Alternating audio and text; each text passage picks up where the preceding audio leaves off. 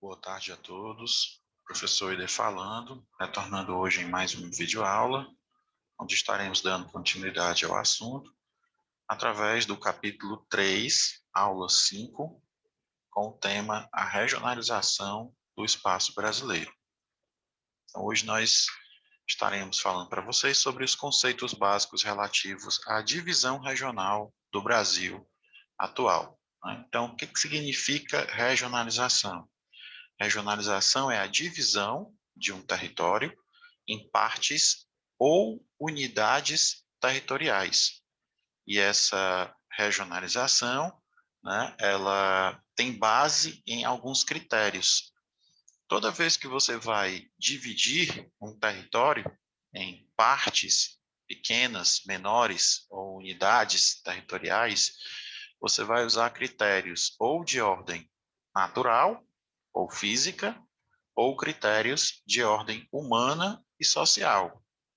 Então, os critérios de ordem natural ou física, eles são relativos à natureza, né?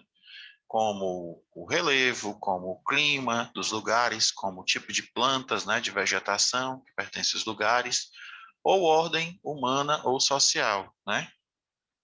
Culturais, históricas, econômicas e políticas, né? Que existe, né, nesses espaços que caracteriza como um lugar diferente. Então, qualquer um desses critérios, eles são utilizados dependendo do interesse, né? Para que você quer fazer aquela divisão? Qual é o seu objetivo ao fazer aquela divisão regional, tá certo? Então, a região, ela vai conter partes do território com características comuns, com características que são relativamente parecidas, né, umas com as outras. Então, esse território, essa região, ela vai conter vários outros espaços e esses espaços vão ter semelhanças entre si, né? Então, a divisão regional hoje do Brasil, ela permite que a gente tenha, né, uma divisão feita pelo Instituto Brasileiro de Geografia e Estatística, o IBGE, dividiu o país em 5 grandes macro-regiões.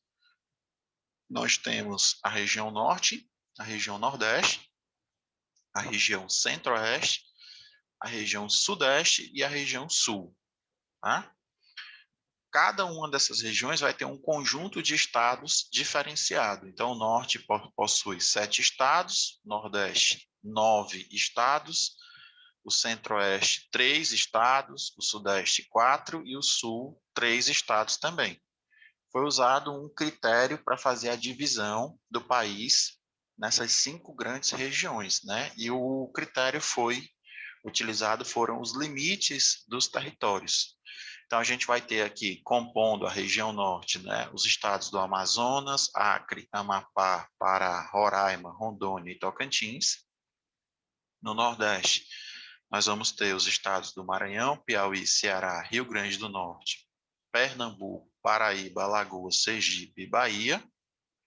No centro-oeste, nós vamos ter o Mato Grosso do Sul e Goiás. No sudeste, São Paulo, Minas Gerais, Rio de Janeiro e Espírito Santo. E no sul, Paraná, Santa Catarina e Rio Grande do Sul. Tá? Então, dividindo o Brasil em 5 grandes áreas, você vai poder estudar ele de uma forma melhor, né? Isso vai facilitar os seus estudos estatísticos e também para fins de planejamento, né? Para você verificar qual das regiões necessita mais de recursos, quais as intervenções que você tem que fazer, as mudanças, né? A melhoria da qualidade de vida da população, quais são os serviços básicos que você tem que oferecer em determinadas áreas. Então, como eu não posso dar conta do Brasil inteiro, eu vou estudando ele inicialmente por região, né, e aí fica melhor da minha compreensão, meu entendimento. Então, essa aqui é a atual divisão regional do Brasil, certo? Onde você verifica claramente, né, como estão aqui nesse mapa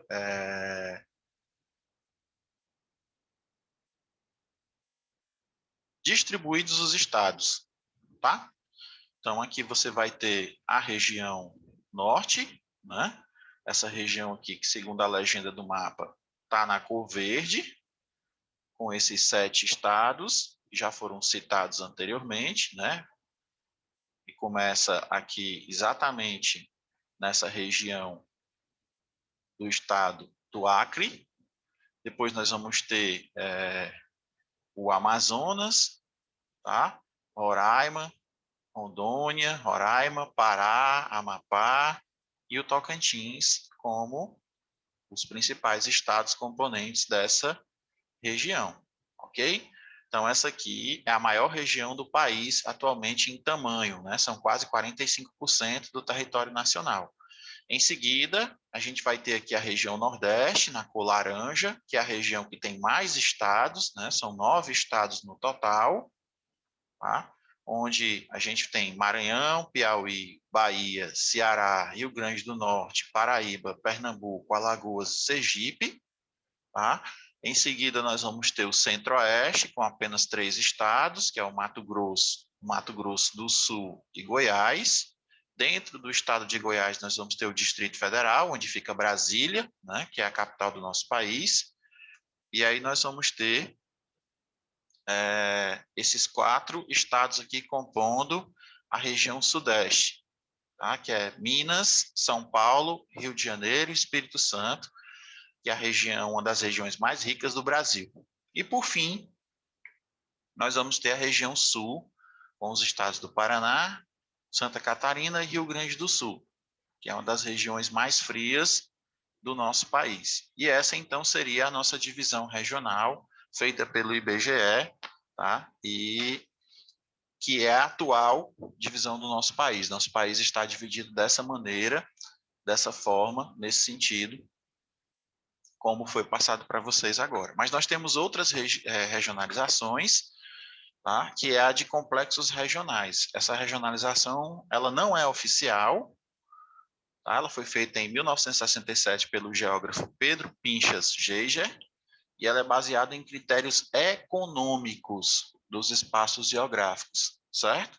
Ela é baseada em critérios econômicos. Esses critérios econômicos dividem o Brasil em 3 grandes macro-regiões.